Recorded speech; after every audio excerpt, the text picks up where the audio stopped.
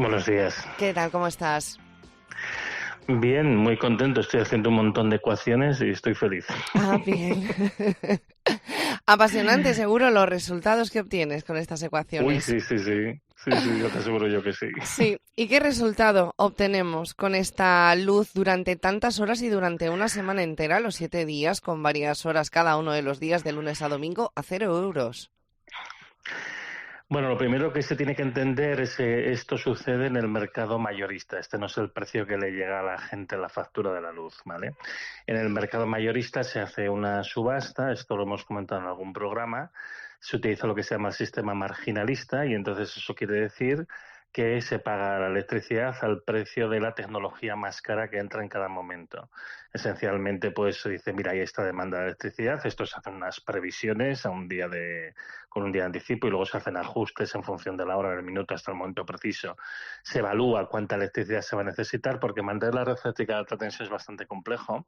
Nunca puede ni faltar ni sobrar electricidad, con lo cual imagínate el trabajo que hace la gente de red eléctrica española para garantizar esto. Y bueno, pues lo que ha sucedido estos días es que con la producción de la nuclear y de las renovables, sobre todo de noche, ha sido suficiente para cubrir pues la demanda que había. Y entonces, ¿qué pasa? La nuclear y las renovables suelen entrar a precio cero. Entonces, realmente al final estás ganando dinero cuando entran tecnologías que es más cara. Esto es otra de las aberraciones que tiene nuestro sistema de fijación de precios, ¿no? Que las cosas, pues cuando la tecnología más cara que entra muy cara, pues los precios de toda la electricidad se pagan carísimos, pero si resulta que no entra nada, pues los precios que se pagan son cero. Y esto es lo que ha estado pasando la semana pasada, porque las condiciones climáticas lo han favorecido, entonces en las horas de más sol, pues evidentemente había mucha producción fotovoltaica, que entra también con 0 euros, y entonces pues si no había suficiente demanda, pues se ha cubierto. Y luego por la noche, pues como la demanda baja, si sopla suficiente viento, pues también de nuevo, pues 0 euros.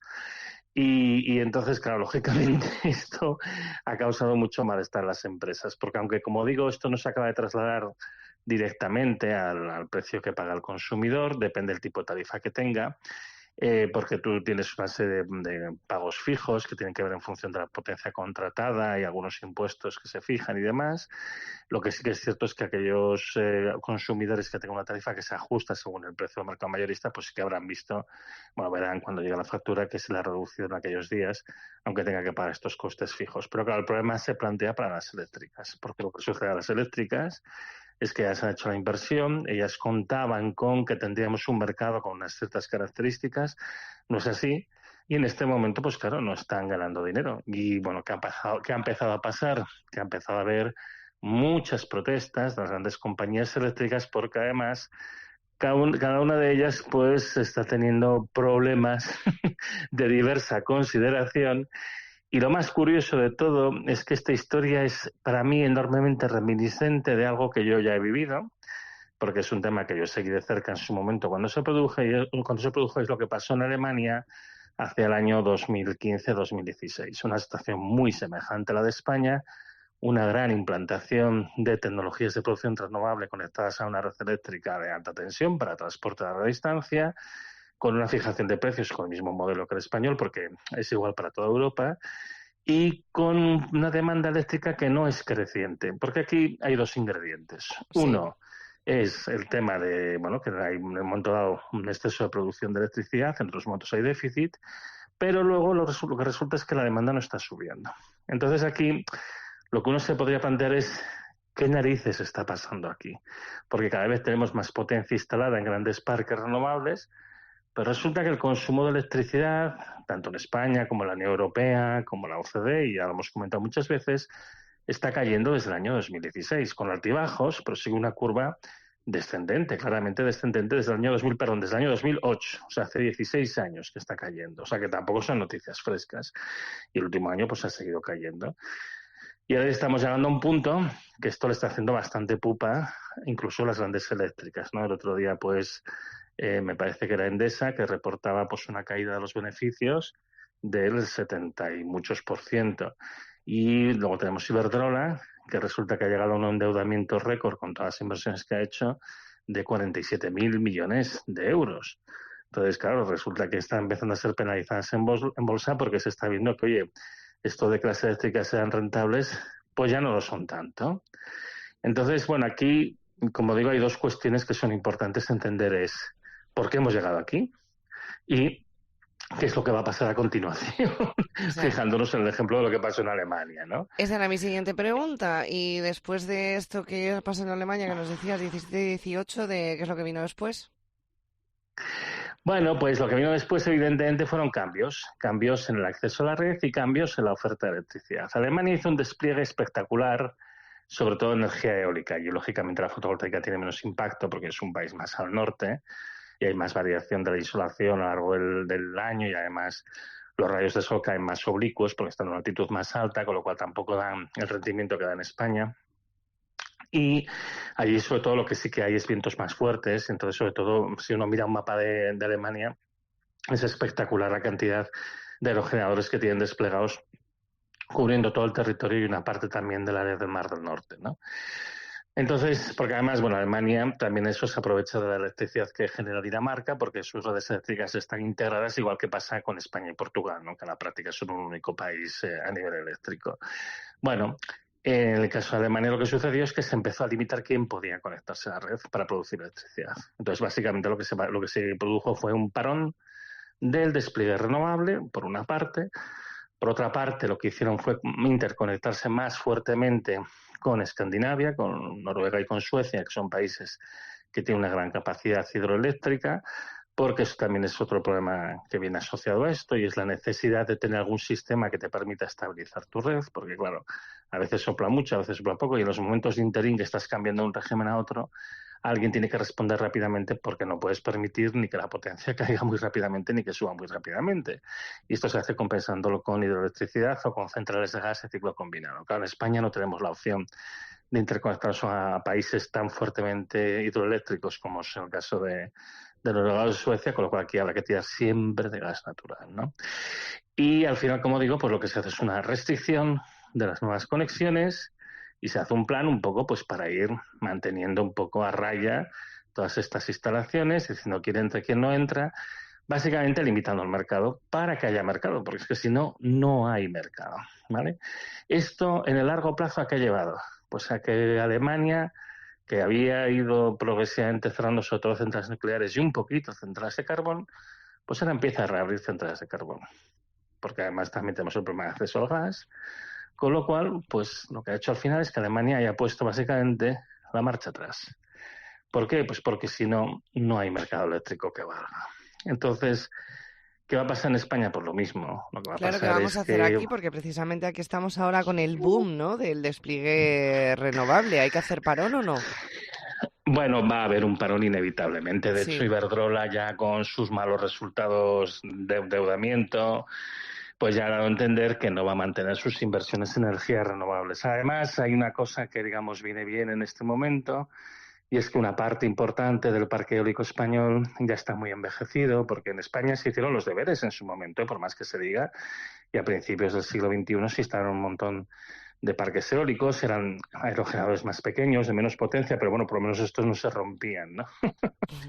Y entonces, bueno, pues ahora, claro, están llegando al final de su vida útil, porque la vida útil depende del tipo de aerogenerador, está entre 20 y 30 años. Ya tenemos pues prácticamente la cuarta parte del parque eólico español que está llegando al final, que los próximos años pues ya simplemente tendrán que desmantelarse. ¿Y qué se va a hacer? Pues básicamente se van a desmantelar, sí sustituir, en algunos casos se repotenciarán, se sustituirán aerogeneradores viejos por otros más grandes y demás, pero serán sitios muy concretos y muy estratégicos donde lo que el valor añadido está en que la producción esté cerca de un lugar de consumo importante. Y otros simplemente se cerrarán. Entonces lo que haremos será esencialmente decomisionar potencia instalada sobrante, lo cual contradice completamente todo el discurso que se ha hecho hasta ahora, la transición renovable, la transición energética, de que tenemos que instalar un montón de sistemas para hacer la descarbonización y tenemos que hacer todas estas cosas, si resulta que en un momento dado empezamos a perder potencia renovable, que fue un poco lo que hizo Alemania. Alemania empieza a perder, ya sea por regulación, quiere decir, no usándolos, o bien ya sea por dejar que acaben su ciclo de vida y no sustituyéndolos, pues iríamos en la dirección contraria. Pero claro, tú piensas una cosa. Sergi Salarié publicaba un tuit ayer o antes de ayer que mostraba unas imágenes muy claras, ¿no? Y es cómo había evolucionado la potencia instalada en España en función de cómo había evolucionado la potencia máxima que se consume en un momento determinado, ¿no? Ya no solo la potencia media, sino la potencia máxima. Y tú ves que la potencia máxima ha ido cayendo a lo largo de los años. En los picos de más consumo,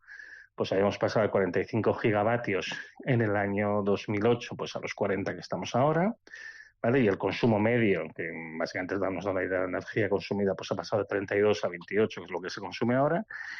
Y en cambio la potencia instalada pues ha pasado de 60 y pico que había entonces, que era de sobra para cubrir, pues, porque no todo funciona al mismo tiempo y, bueno, pues para cubrir las posibles cosas que puedan pasar, pues hemos pasado a 120 ahora.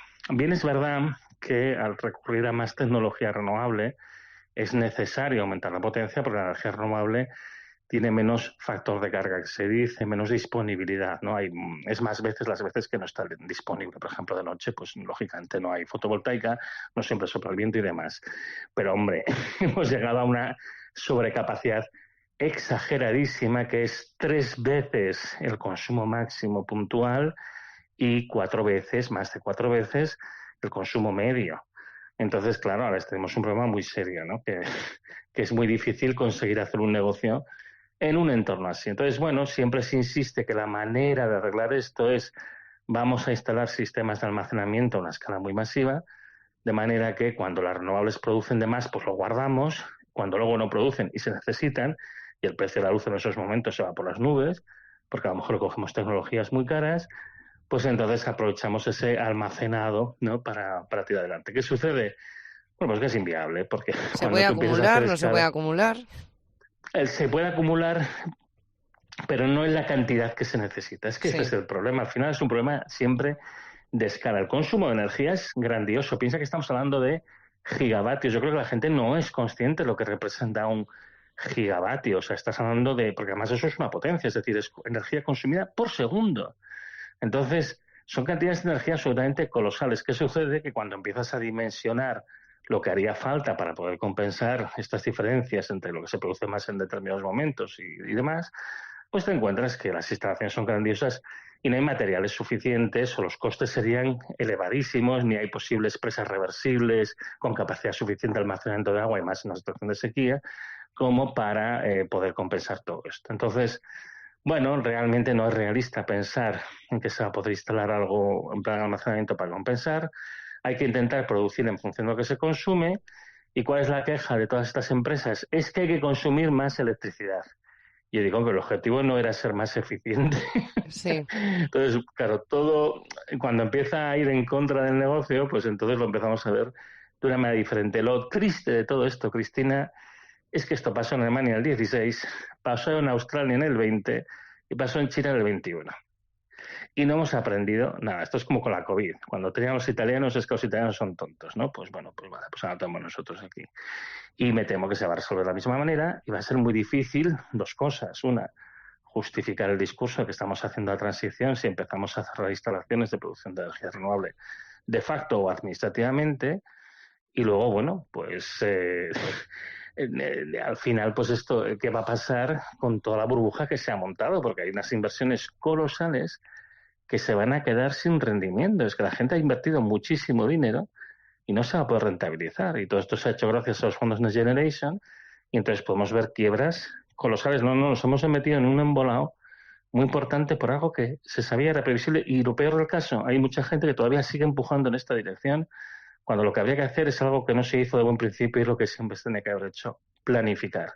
Pensar bien hacia dónde íbamos y cómo lo íbamos a hacer. Pero no, teníamos prisa. Yo cada vez que oigo esto de tenemos prisa, se me ponen los pelos como escarpias, porque es verdad que tenemos prisa, por ejemplo, por el problema climático, pero eso no justifica cualquier aberración y cualquier burrada y bueno, pues ahora vamos a sufrir las consecuencias y ya verás lo que dará este tema dará de sí muchísimo, ya verás lo que se hablará de esto.